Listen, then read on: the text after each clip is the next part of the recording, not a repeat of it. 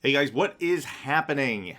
After recently doing a current state of battleships, I've decided to move on to cruisers. Now, a lot of you in that video pointed out that I was using all-time stats, and that was a little unfair, though I think you all got the gist of it, and that US battleships are not in as good a state as the other lines.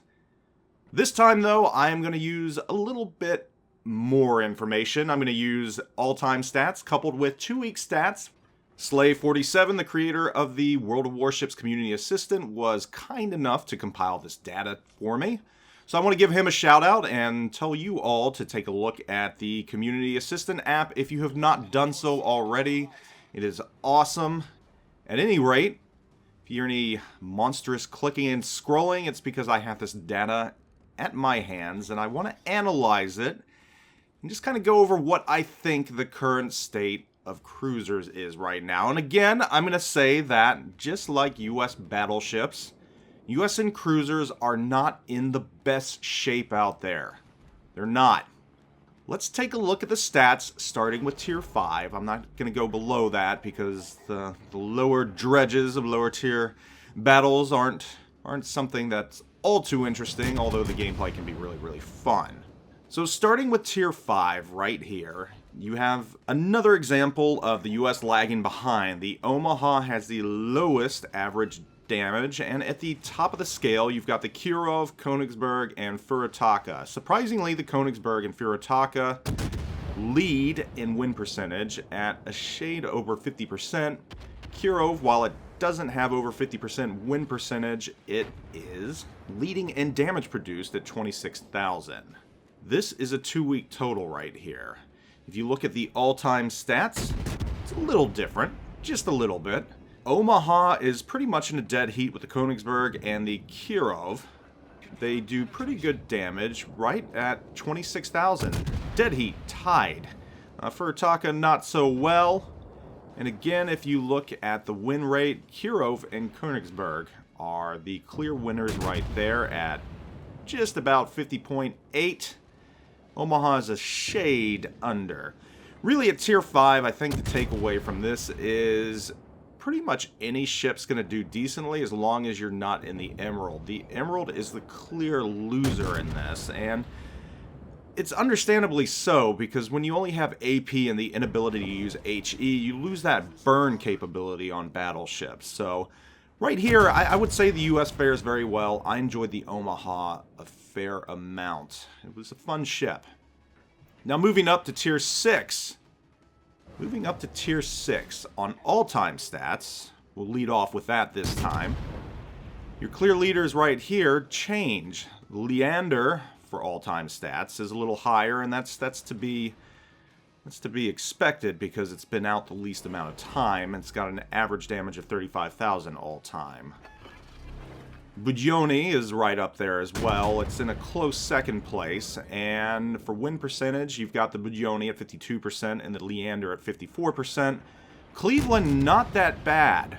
While its damage output is not as good as the others, it's not as bad as the Nuremberg or Aoba. So Cleveland's right at 28,000, and its all-time is 50.6. Moving on to the 2-week, Bugioni is the clear leader in damage output at 33,000. Leander still doing pretty good. So you've got a pretty big jump from the Emerald to the Leander. Leander is doing pretty well right now. In 2-week totals, even the Aoba is doing decent, just a little under 30,000. So that's the US server, and things aren't quite that different on the EU server as well. So Tier 6 again, US appears to be kind of right in the middle. IJN is lagging behind. And all of a sudden we've got a front runner with Russia and Great Britain. Very interesting. So moving up to Tier 7. Moving up to Tier 7 all-time stats. And this is where things start to shift a little bit. And I know all-time's not going to be quite as accurate because Britain hasn't been out as long, but Fiji is leaps and bounds ahead in all-time stats with an average damage of 48,000. Right behind that, you have the Shores And the Shores is only at 37,000, so 10,000 behind. And then lagging behind that is the Miyoko. So Japan is starting to kind of come back from the lower dredges. If you look at win rate, Fiji again 55%, Shores 52%, and Miyoko 50%. And of course you have the Pensacola here, which is pretty much tied with the York at the bottom for damage production.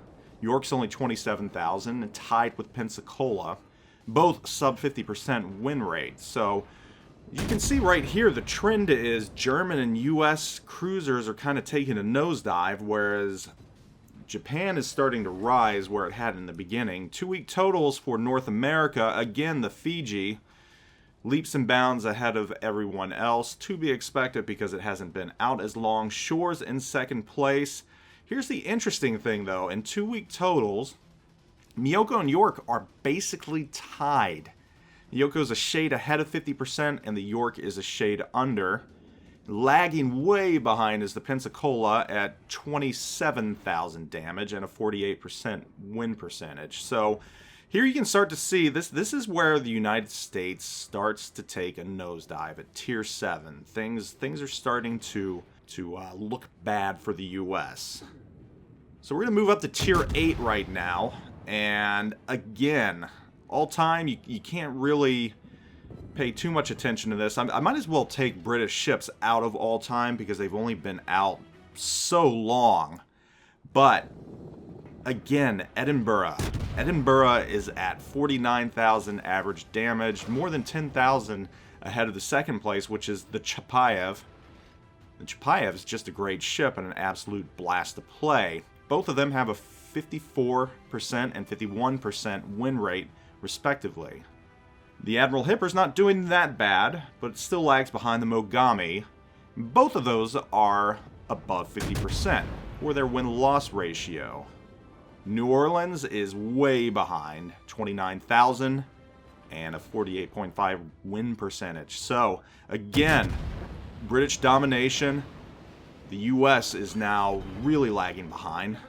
2-week totals aren't going to show too much of a difference.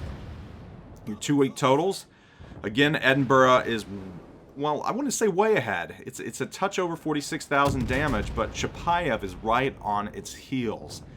Not far off at all with 44.5 thousand damage.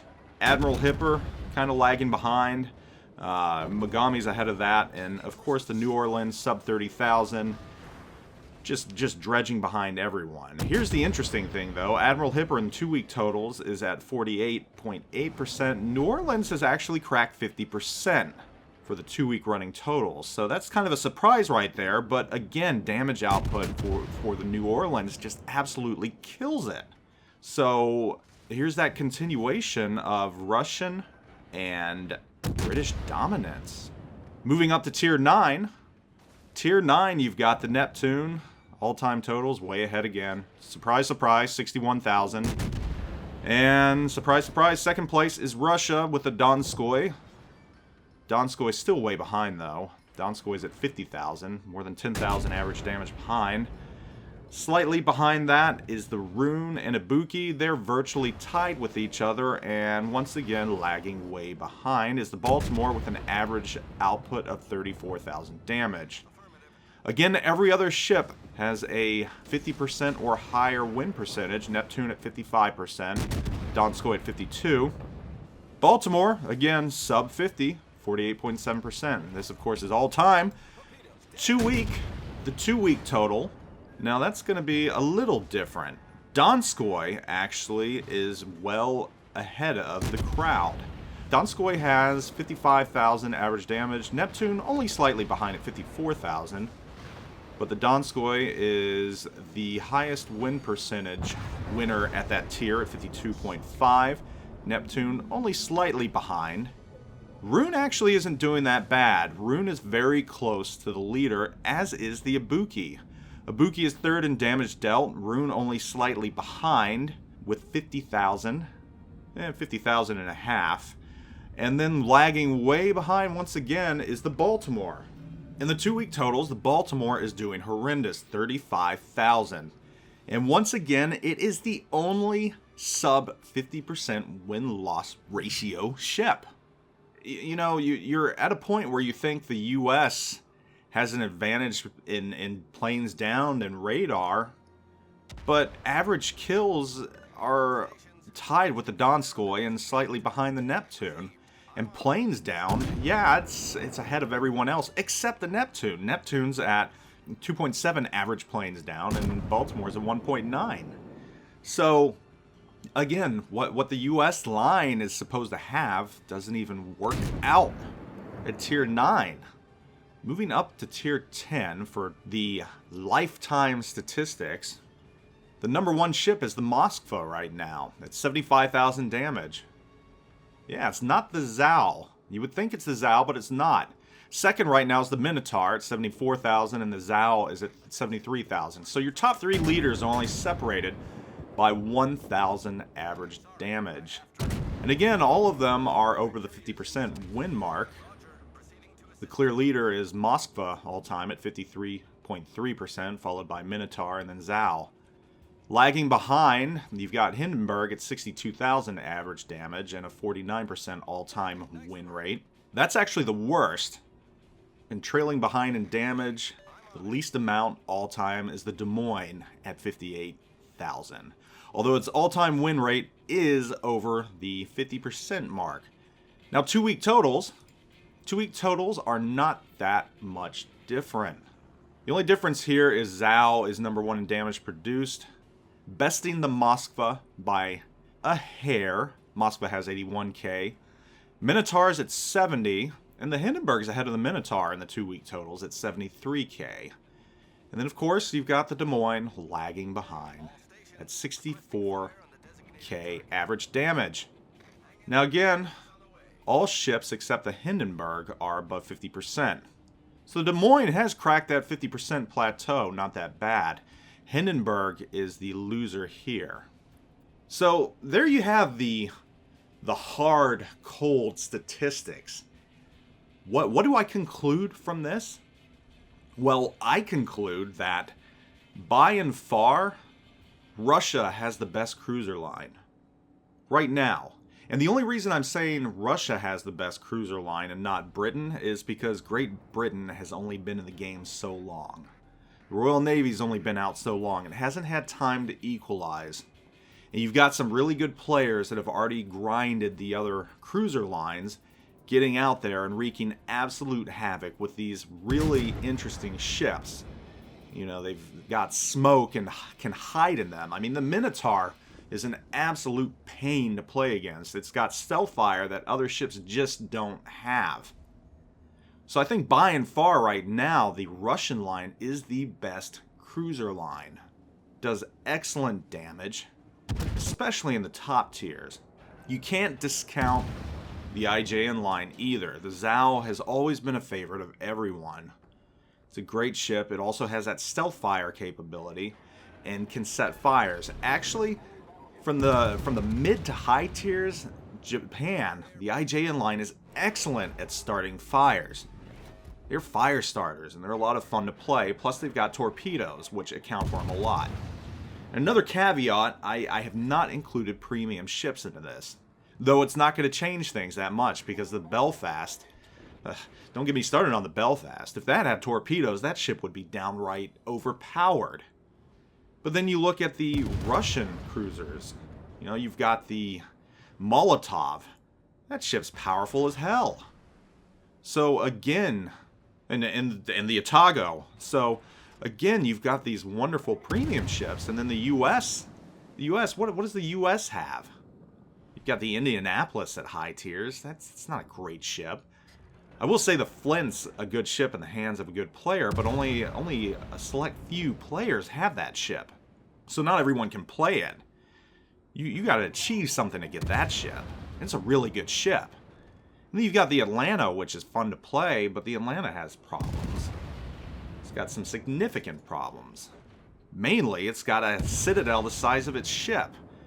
If a player doesn't know what they're doing with the Atlanta, they're not going to last long. So really, guys, the evidence is right here. Just as it is in the U.S. battleship line, the cruiser line for the U.S. is abysmal.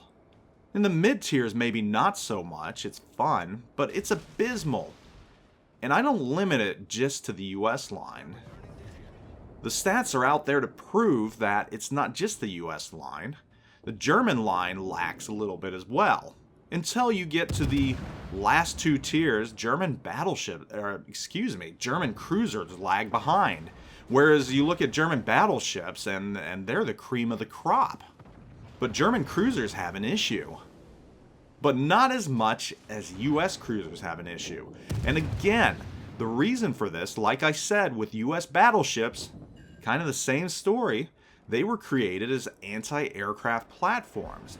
They excelled in that. Same goes for US cruisers. But what has happened? Carriers are not in the game as much as they used to be. I mean, it's rare to find one carrier in a game, let alone, you know, when's the last time you have seen two carriers in a game? It doesn't happen that often anymore. And that has negated the role of the US cruiser.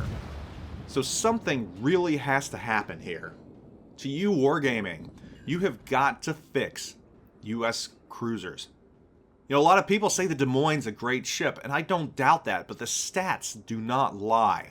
Both 2-week and lifetime stats. Yeah, it might be above the 50% win rate, but its damage produced lags way behind everyone else. And then you look at the Baltimore down at tier 9, and it's abysmal. Absolutely abysmal. 35,000 average damage?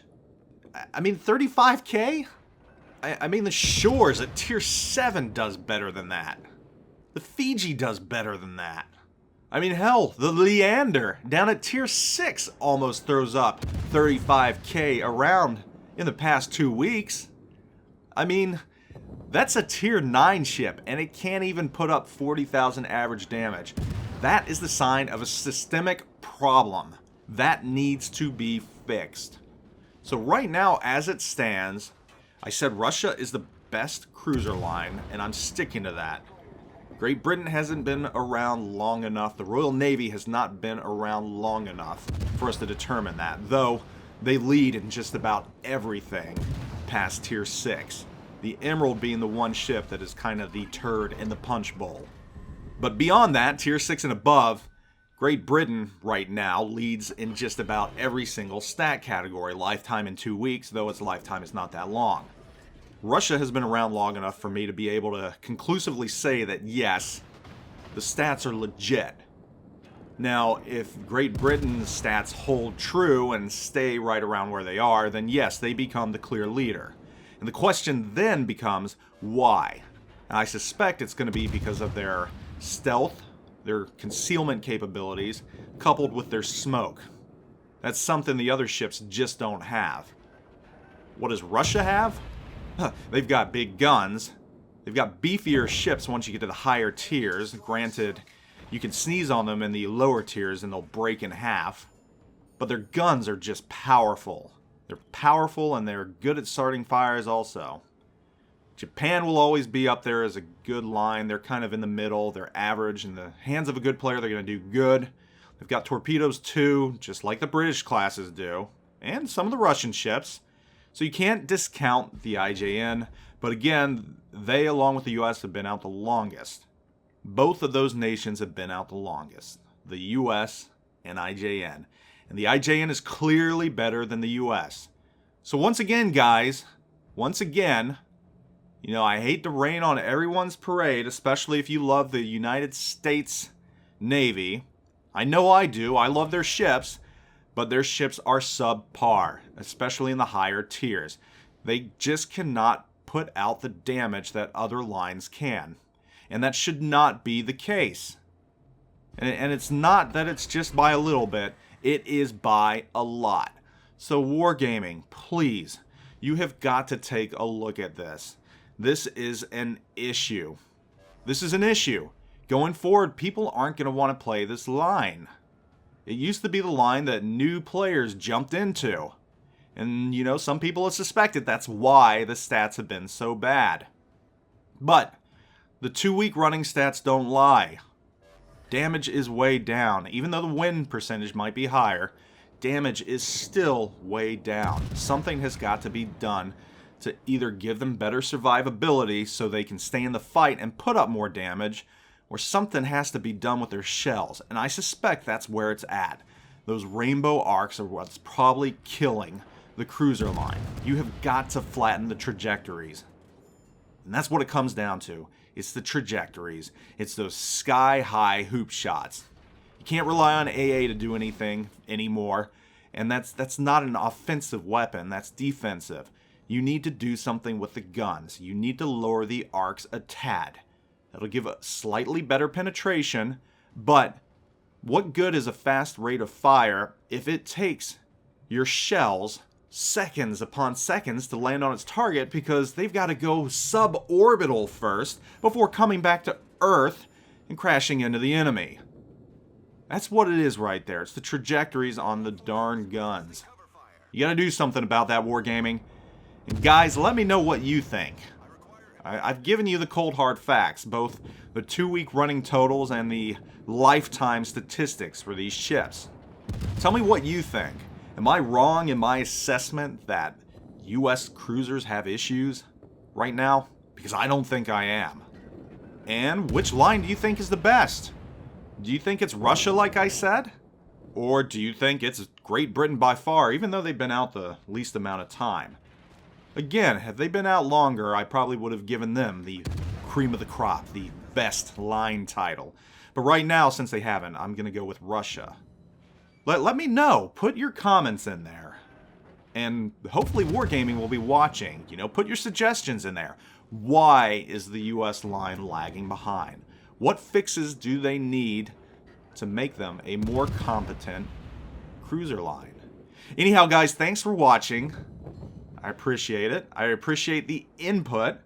And it looks like probably in the future I'll wind up doing the same thing for destroyers as well. I'll take a long, hard look at them and come out with what I think of the line, though I suspect it's going to be highly different than this, because we all know that the US line is highly competent in destroyers.